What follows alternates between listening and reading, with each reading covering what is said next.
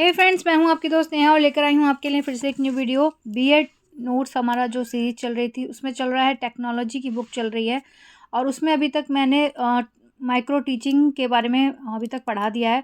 उसकी next video आज हम कर रहे हैं, नेक्स्ट नोट्स डिस्कस करेंगे जिसमें हम पढ़ने वाले हैं सूक्ष्म शिक्षण व्यवस्था या सूक्ष्म शिक्षण पद का सोपान पढ़ेंगे हम। ठीक है, तो वीडियो अगर आपको अच्छी लगे तो लाइक शेयर कमेंट जरूर करके जाइएगा। वीडियो पसंद आती है तो प्लीज़ चैनल को सब्सक्राइब कर लीजिए ऐसी और अच्छी वीडियोस देखने के लिए। मेरे चैनल पर बहुत सारी वीडियोस डली हुई हैं। अभी थोड़ा सा टाइम एक्चुअली मैं वीडियोस अपने चैनल पर अपलोड नहीं कर पाई बिकॉज मेरी जो बेटी है उसको जॉन्डिस हो गया था और उसके ट्रीटमेंट में आप सबको पता है कि जॉन्डिस में बहुत ज़्यादा ध्यान रखना पड़ता है और वो 7 ईयर्स की है तो काफ़ी ज़्यादा मुझे उसके साथ ध्यान रखना पड़ रहा था उसका। अभी वो काफ़ी हद तक बहुत ठीक हो चुकी है, तो इसलिए अब शायद भगवान मुझे कंटिन्यू करने के लिए मौका देंगे। मेरा जो काम है, मेरे वीडियोस बनाने का जो काम है वो मैं कंटिन्यू कर पाऊँगी। और सबकी लाइफ में ये उतार चढ़ाव आते रहते हैं, तो आई होप आप लोग मुझे समझेंगे और मैं सपोर्ट करेंगे। तो अपने बच्चों का भी ध्यान रखिए क्योंकि ये जो सीज़न चल रहा है, ये जो मौसम चल रहा है इस टाइम, इसमें बच्चे बहुत जल्दी जल्दी बीमार पड़ रहे हैं क्योंकि इसमें इम्यूनिटी बहुत वीक हो चुकी है बच्चों की। और इसलिए खाने पीने का बहुत ज़्यादा ध्यान रखें और कोशिश कीजिए अब सभी पेरेंट्स अपने बच्चों को घर का ही खाना खिलाएं। बाहर का इस टाइम बहुत बिल्कुल कम कर दें खिलाना और ये जितनी भी जो जंक फूड्स चीज़ें हैं उनसे बिल्कुल दूर रखें क्योंकि इन्हीं सबसे बच्चों की इम्यूनिटी वीक होती है और बच्चे अंदर अंदर अनहेल्दी होते चले जाते हैं और उनको बीमारियां पकड़ लेती हैं। तो प्लीज़ आप अपने बच्चों का ध्यान रखिएगा। और चलिए स्टार्ट करते हैं अपने आज की वीडियो। तो हमारी आज की वीडियो में हम पढ़ने वाले हैं सूक्ष्म शिक्षण व्यवस्था या सूक्ष्म शिक्षण पद या सोपान। तो देखिए, विशिष्ट कौशल को परिभाषित करना, कौशल का प्रदर्शन, लघु पाठ योजनाएं, लघु समूहों को पढ़ाना, पृष्ठ समूह पोषण का प्रतिपुष्टि और पुनः नियोजन और पुनः शिक्षण और पुनः मूल्यांकन, ये इनके सोपान हैं। ठीक है, एक्चुअली अभी दिल्ली में बहुत ज़्यादा पॉल्यूशन चल रहा है तो थोड़ा भी बाहर, मैं वैसे तो निकलती नहीं हूँ लेकिन मार्केट वगैरह जाने के लिए थोड़ा बहुत जाना पड़ता है तो अजीब सा हो गया गला। देखिए, सूक्ष्म शिक्षण करते समय सावधानियां क्या होती हैं। ठीक है, तो उद्देश्यों की स्पष्टता होनी चाहिए। एक बार में केवल एक ही शिक्षण कौशल से संबंधित पाठ योजना बनानी चाहिए। इसके अंतर्गत आदर्श पाठ प्रस्तुत करना अति आवश्यक होता है। अभ्यास करने से पहले छात्र अध्यापक को अपनी सूक्ष्म पाठ योजना अवश्य तैयार कर लेनी चाहिए। मतलब आपको एक छोटा-सा पार्ट लेना होता है और उस पार्ट को पढ़ाने के लिए आपको किस तरह से आपको पढ़ाना है, मतलब व्याख्या देनी है उसकी या उसके बारे में आपको बच्चों को पूछना है या आपको समझाना है, फिर बच्चों से पूछना है। तो उस तरह की आपकी एक योजना बनी होनी चाहिए। और छात्र अध्यापक की केवल आलोचना ही नहीं करनी चाहिए बल्कि उसे अपने शिक्षण कौशल को सुधारने के लिए सुझाव भी देने चाहिए। तो सूक्ष्म शिक्षण की सीमाएँ क्या होती हैं? छोटे छोटे प्रशिक्षण महाविद्यालयों में सूक्ष्म शिक्षण की व्याख्या करना महंगा पड़ता है। इस विधि में प्रशिक्षण के लिए पर्याप्त समय की आवश्यकता होती है। यह विधि स्वयं में पूर्ण नहीं है। यह विधि तभी लाभदायक सिद्ध हो सकती है जब इसका प्रयोग अन्य विधियों के साथ किया जाए, जैसे अनुकरण विधि। प्रशिक्षकों को भी इस विधि के प्रयोग का प्रशिक्षण दिया जाना जरूरी है। पारस्परिक और सूक्ष्म शिक्षण में अंतर क्या है, देख लेते हैं। पारंपरिक और सूक्ष्म शिक्षण में क्या अंतर है। पारंपरिक और सूक्ष्म शिक्षण एक व्यापक प्रत्यय है। पारंपरिक शिक्षण एक व्यापक प्रत्यय है और सूक्ष्म शिक्षण एक संकुचित प्रत्यय है। व्यापक माने मतलब विस्तार से उसमें बताया जाता है, संकुचित माने उसका टाइम लिमिट एक छोटी होती है। शिक्षण में 35 मिनट होती है, किसमें, पारंपरिक शिक्षण में 35 मिनट होती है और सूक्ष्म शिक्षण की अवधि 5 से 6 मिनट की होती है। और पारंपरिक कक्षा शिक्षण में छात्रों की संख्या अधिक होती है और सूक्ष्म शिक्षण में छात्रों की संख्या कम होती है। इसमें पाठ्य वस्तु बड़ी होती है और सूक्ष्म शिक्षण में अपेक्षाकृत छोटी होती है। और पारंपरिक शिक्षण में कई शिक्षण विधि, प्रविधियां, शिक्षण कौशल आदि का समावेश होता है और सूक्ष्म शिक्षण में एक ही शिक्षण कौशल का अभ्यास कराया जाता है। ठीक है, नेक्स्ट है हमारा, पारंपरिक शिक्षण के प्रतिपुष्टि की व्यवस्था नहीं होती है।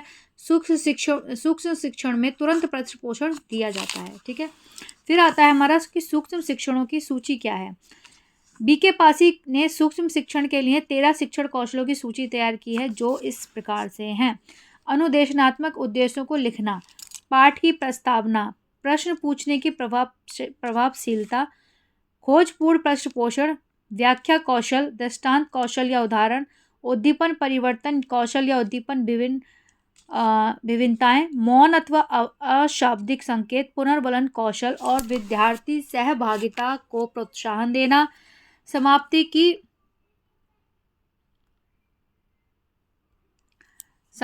की उपलब्धि और विद्यार्थी व्यवहार की पहचान।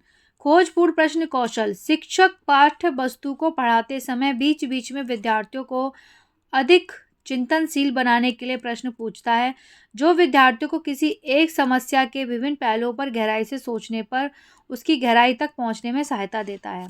घटक संकेत देना, कक्षा में जब भी छात्र किसी प्रश्न का उत्तर देने में असमर्थ होते हैं तो शिक्षक ऐसा प्रश्न पूछता है जिससे विद्यार्थी के पहले पूछे गए प्रश्न का हल करने संकेत मिलता है। ठीक है। विस्तृत सूचना प्राप्ति, जब विद्यार्थी सही उत्तर देते हैं तो शिक्षक और भी प्रश्न पूछता है। इस तकनीकी को विस्तृत सूचना प्राप्ति तकनीकी कहा जाता है। मतलब जब एक बच्चे ने एक क्वेश्चन का जवाब दे दिया तो उसको और ज़्यादा अच्छे से नॉलेज कराने के लिए शिक्षक उससे रिलेटेड और भी क्वेश्चंस पूछता चला जाता है। पुनः केंद्रीकरण, कक्षा में विद्यार्थी का ध्यान केंद्रित करने के लिए शिक्षक एक से अधिक स्टूडेंट से एक ही प्रश्न को पूछ सकता है। इसे पुनः केंद्रीकरण कहते हैं। मतलब एक क्वेश्चन पूछा क्लास में, जिसको भी आता है, मतलब सारे स्टूडेंट्स फिर ना एक फोकस करते हैं कि हाँ सर हम जो क्वेश्चन पूछ रहे हैं तो किसको इसका आंसर आता है, तो सभी उस क्वेश्चन की तरफ ध्यान देते हैं और सर की टीचर्स की तरफ ध्यान देते हैं और जो क्वेश्चन पूछ रहे हैं उनका आंसर देने के लिए तत्पर रहते हैं, कोशिश करते हैं कि जिनको वो आंसर आता है वो सबसे पहले उसका आंसर करें। पुनः पोषण, यदि शिक्षक विद्यार्थियों की समस्या के सभी पक्षों से परिचित कराना चाहता है तो वह एक ही प्रश्न को थोड़े परिवर्तन के साथ छात्र से पूछ सकता है। इसे पुनः प्रेषण यानी कि रीडायरेक्शन कहते हैं। ठीक है। मतलब जैसे एक क्वेश्चन पूछा और उसी को थोड़ा सा बदल के दूसरे किसी स्टूडेंट से पूछ लिया तो हमें ये पता लगता है कि बच्चे कितना फोकस कर रहे हैं पढ़ने में, कि आंसर उसका एक ही है बट मतलब किस तरह से पूछा जा रहा है उसको बदल बदल के हम पूछ रहे हैं तो बच्चे पहचान रहे हैं कि नहीं। आलोचनात्मक सजगता, विद्यार्थियों की चिंतन शक्ति को विकसित करने के लिए शिक्षक क्यों वाले प्रश्न पूछ सकता है। इस प्रकार के प्रश्नों से प्रेरित होकर विद्यार्थी चिंतन की प्रक्रिया में व्यस्त हो जाते हैं तथा इसे ही आलोचनात्मक सजगता कहते हैं। मतलब किसी भी स्टूडेंट से क्लास में पूछ लिया कि या कि क्लास में एक क्वेश्चन पूछा कि ऐसा हमारे जो पर्यावरण में इतना पॉल्यूशन हो रहा है क्यों, मतलब हमने उसके क्वेश्चन मार्क लगा दिया क्यों, तो बच्चा उस बारे में सोचेगा, फिर बहुत सारी चीज़ें सोचेगा, फिर एनालाइज करेगा, फिर उसका आंसर करेगा, है ना, तो उसका चिंतन हो जाएगा। व्याख्या कौशल, किसी वस्तु को सरल बनाकर विद्यार्थी के सम्मुख प्रस्तुत करना और उसे ग्रहण करने योग्य कौशल को व्याख्या कौशल कहते हैं। व्याख्या कौशल में विषय वस्तु से संबंधित कथनों में ऐसे शब्दों का प्रयोग किया जाता है जिससे वे स्पष्ट हो जाते हैं। ठीक है। घटक, कथनों से तर्क व्यक्ता, असंबद्ध संबंधों का अभाव, भाषा में धारा प्रभाविता और परस्पर जोड़ने वाले शब्द, स्पष्ट प्राथमिकता कथन, उपयुक्त शब्दों का प्रयोग। नेक्स्ट है सावधानियां, व्याख्या देने से पूर्व विषय वस्तु के प्रत्येक पक्ष का ध्यान देना चाहिए। व्याख्या में मुख्य बिंदु पर अधिक बल देना चाहिए। व्याख्या सरल व स्पष्ट भाषा में देनी चाहिए। व्याख्या को गति ना हो तो अधिक तीव्र और ना ही अधिक धीमी होनी चाहिए। ठीक है। क्योंकि जब हम लेक्चर करते हैं क्लास में, हम किसी भी चीज़ के बारे में लेक्चर कर रहे हैं तो हमें लेक्चर की जो हमारी जो लैंग्वेज होनी चाहिए, जो हमारे बोलने का तरीका होना चाहिए, वो इतना इजी होना चाहिए कि सिर्फ हम किताबी व्याख्या नहीं हमें बच्चों को बतानी है, मतलब हमने किताब से पढ़ के बच्चों को नहीं समझाना है, बल्कि हमें उस लैंग्वेज में, उस टोन में बच्चों को समझाना है जिसमें बच्चे इजी तरीके से समझ पाएँ। मतलब हम अपनी आपस की बोल चाल वाली भाषा में बच्चों को व्याख्या करके किसी के बारे में समझा सकते हैं, फिर उनसे उन्हीं के बारे में प्रश्न पूछ सकते हैं। तो ऐसे बच्चों को जो हम व्याख्या, अगर सिर्फ हम किताबी व्याख्या देंगे तो बच्चे कभी नहीं समझ पाते हैं ना। व्याख्या में ध्वनि में अच्छा तारतम्य होना चाहिए, ना तो अधिक तेज और ना ही अधिक धीमी होनी चाहिए, है ना। मतलब बच्चों को जब हम व्याख्या कर रहे हैं, व्याख्या दे रहे हैं, किसी भी उसमें लेक्चर दे रहे हैं, तो हमें जो हमारी जो बोलने की स्पीड है वो ऐसी होनी चाहिए कि बच्चों को हर एक चीज़ समझ में आए। बच्चे ये ना सिर्फ सुनता सुनता सो जाए, बीच बीच में उनसे कुछ पूछो, उन्हें बताओ कि अभी मैंने क्या बोला था, आपको समझ में आया है कि नहीं, हमारी मतलब इस तरह की व्याख्या होनी चाहिए। उद्दीपन परिवर्तन कौशल, शिक्षक का सही संचालन, हाव भाव, आवाज़ में उतार चढ़ाव, भाव में केंद्रीकरण, विभिन्न विद्यार्थियों में अंतर, क्रिया का स्वरूप परिवर्तन, विराम प्रयोग तथा दृश्य के क्रम में परिवर्तन आदि उद्दीपन परिवर्तन कौशल के अंतर्गत आते हैं। घटक उद्दीपन परिवर्तन के घटक क्या है? सही शरीर संरचना, हाव भाव, आवाज में उतार चढ़ाव, भाव का केंद्रीकरण, शिक्षण, विद्यार्थी अंतरक्रिया का स्वरूप परिवर्तन, दृश्य श्रव्य क्रम परिवर्तन और विराम प्रयोग। ठीक है, ये सब उसके घटक है। दृष्टांत कौशल क्या है? कक्षा में जटिल प्रत्ययों, विचारों आदि को सुगम बनाने के लिए जब अध्यापक चित्रों और स्पष्टीकरण या उदाहरणों आदि का सहारा लेता है तो उसे हम दृष्टांत कौशल कहते हैं। मतलब कोई भी ऐसा चीज़ जिसे हमें बच्चों को दिखा के समझाना है तो हम उसका डायग्राम बनाते हैं, बोर्ड पे दिखाते हैं, या हम उसे मॉनिटर के द्वारा दिखाते हैं, या हम स्क्रीन पे उसकी पिक्चर डाल के दिखाते हैं। तो ये सारी चीज़ें करके हम बच्चों को समझा सकते हैं। दृष्टांत कौशल के घटक क्या हैं? अज्ञात ज्ञान को ज्ञात के साथ संबंध या जोड़ना। मतलब बच्चे जब चित्र देख के सीखते हैं तो उनको ज़्यादा याद रहता है, और वही चीज़ वह जब कहीं और अपने आसपास की लाइफ में देखते हो तो उनको कनेक्ट हो जाता है कि ये हमने वहाँ पे पढ़ी थी। जटिल तथा अपरिचित ज्ञान को सरल व परिचित बनाना। पाठ को रुचिकर बनाना, विद्यार्थियों की इंद्रियों का प्रयोग करना। ठीक है, सावधानियां देख लेते हैं। दृष्टांत विशिष्ट उद्देश्य से संबंधित होने चाहिए। दृष्टांत रुचिकर और विद्यार्थियों के मानसिक स्पष्ट स्तर के होने चाहिए। दृष्टांत विभिन्न प्रकार के होने चाहिए। ठीक है, पुनर्वलन कौशल देख लेते हैं। पुनर्वलन वह घटक है जो किसी उद्दीपन को वैसे ही परिस्थिति में दोबारा उत्पन्न करने की संभावना बढ़ाती है।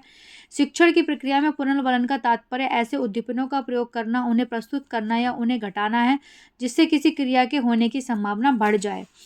घटक कंपोनेंट्स क्या है इसके? अज्ञात ज्ञान को ज्ञान के साथ संबंध कराया, जटिल तथा अपरिचित ज्ञान को सरल एवं परिचित बनाना, पाठ को रुचिकर बनाना, विद्यार्थियों की इंद्रियों का प्रयोग करना। सावधानियां: दृष्टांत विशिष्ट उद्देश्य से संबंधित होने चाहिए। दृष्टांत रुचिकर और विद्यार्थियों के मानसिक स्तर के होने चाहिए। दृष्टांत विभिन्न प्रकार के होने चाहिए। पुनर्वलन कौशल, एक मिनट में देख लेती हूँ कितना बड़ा चैप्टर है। पुनर्वलन कौशल और देख लेते हैं। पुनर्वलन वह घटक है जो किसी उद्दीपन को वैसे ही परिस्थिति में दोबारा उत्पन्न कराने की संभावना बढ़ाती है। शिक्षण की प्रक्रिया में पुनर्वलन का तात्पर्य, सॉरी मैंने दोबारा लिख दिया है ना,